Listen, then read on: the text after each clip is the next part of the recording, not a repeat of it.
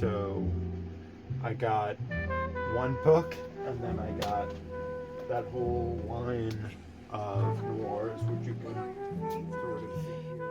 He's obsessed.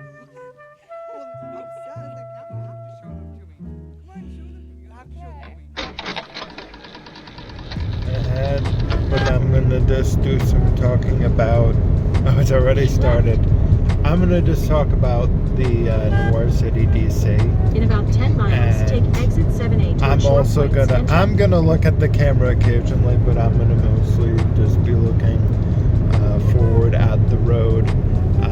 We drove from New Jersey down to Silver Lake, Maryland. Silver Lakes, Silver Spring. Of spines. The book I got is written by Eddie Muller. Silver Spring, Maryland.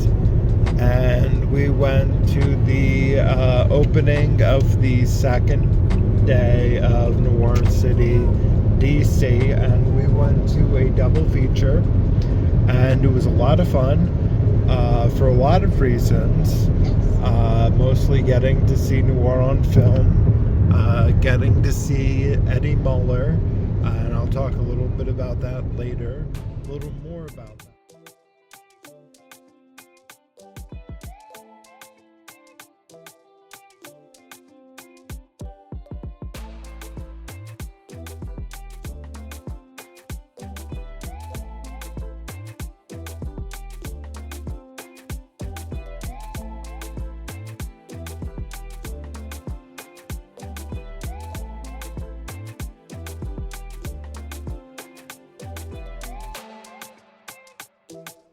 Besides, of course, the films at these Noir City film festivals, they also have a number of other things, but that's a terrible way of putting it, but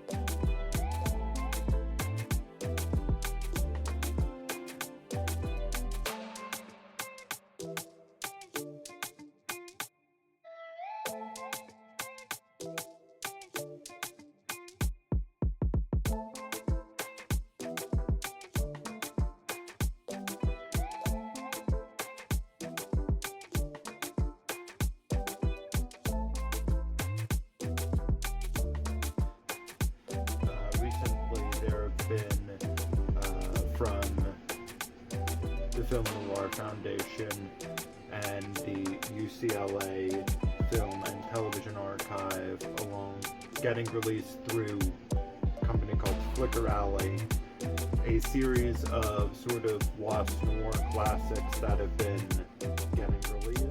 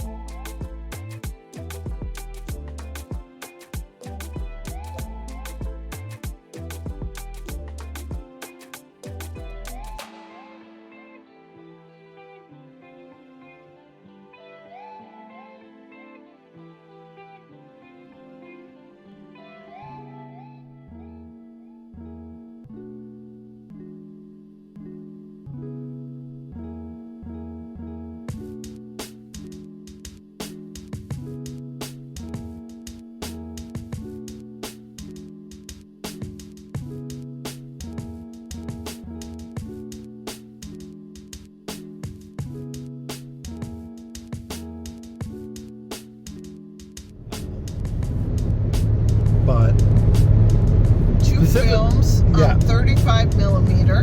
And what's great is this is there's a theme going on with these festivals of double features, although there's solo films getting shown at the festival, the longer festivals that they've been doing, from what I've seen. And they have been doing double features of films pairing international releases with American noirs, and they've been showing a lot of really interesting foreign films. At this festival they showed the night before Le Samurai, the Melville film that I really like with Alain Delon, and they just have a really great lineup of films. But specifically what's so great about, at least to me, is that this was the only double feature presented at this at Noir City DC that was both films presented, you can say it again, In 35 millimeter. in 35 millimeter. And those films were Assault on the Pay Train, a Brazilian film from 1962, and then an American film from 1950, an RKO noir, which I'm so excited to finally have seen a RKO film from the Hughes era on the big screen and on film. But that film was 1950s, as previously mentioned, as per my last email. 1950s armored car robbery. And it was a really interesting pair-up of heist film noirs that kind of had a lot of, how do I say, I don't want to spoil things, but like it's a thing that actual criminals do quite a bit. There's like a bit of, not exactly like betrayal, but like there's just interesting character dynamics that happen, and just like these twistings, and you get a kind of interesting focus on the police investigation side of things, alongside of Speed check reported ahead on New Jersey Turnpike North.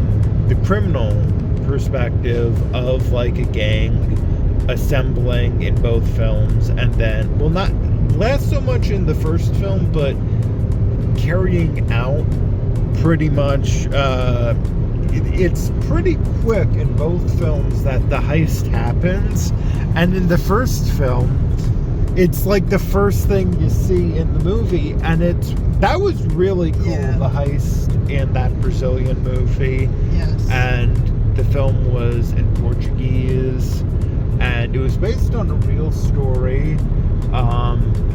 That leader of that gang did not seem like that great, not terrible of a guy, but how do I say, I think his name, I'm kind of a silly person, but I think his name might have in some form, like one part of his name might have meant scary. Like he does have this very, I don't know, but it's this interesting true to life crime does not pay narrative, like even more so than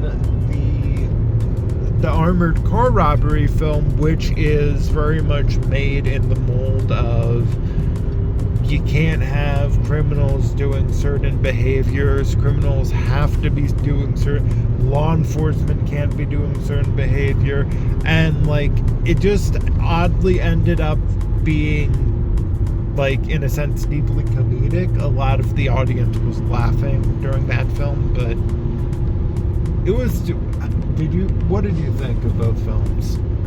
I thought they were both very good. And I liked the Brazilian film. Assault on the Pay Train. Yes, with the subtitles. But both of the films were very, very good. And Armored Car Robbery. And Armored Car Robbery. And I thought they were perfect together. It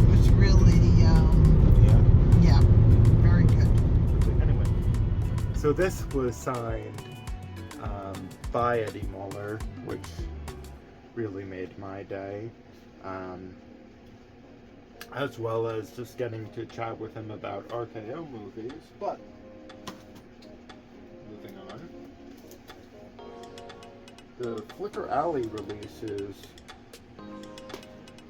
include movies such as, and some of these are 2 films in one.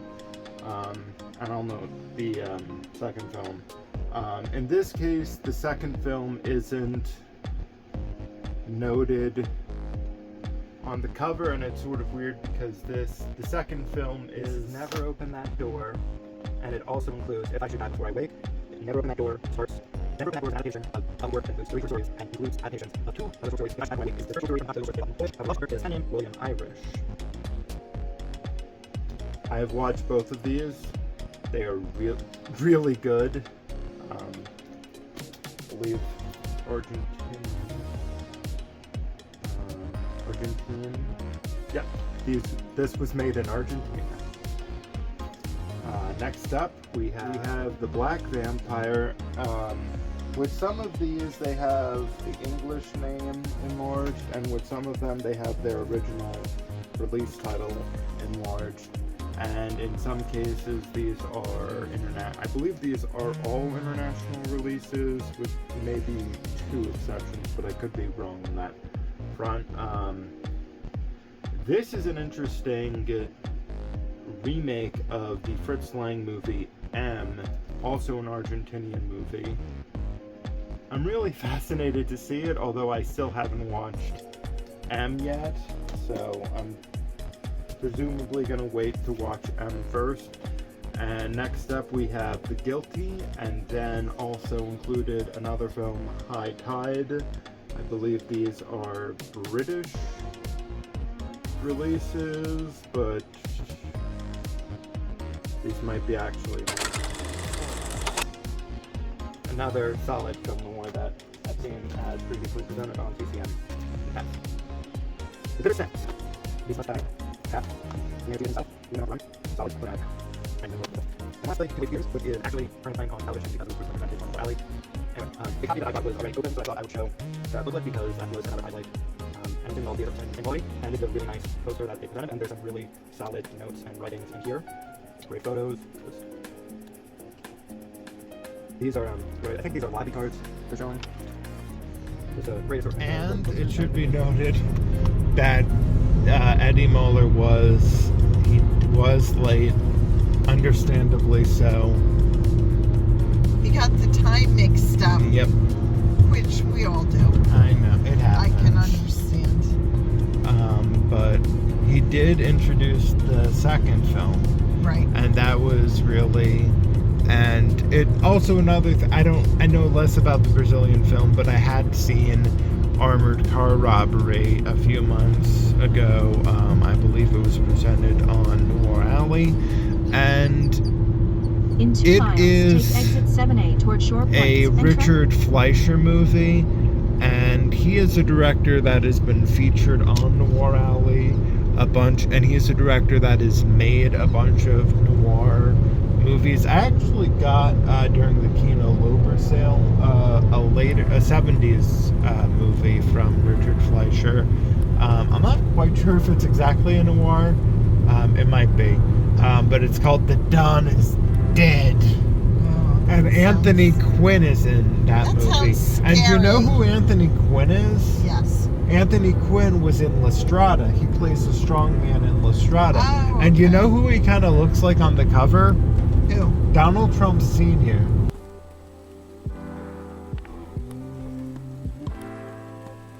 With like the must, like I can't.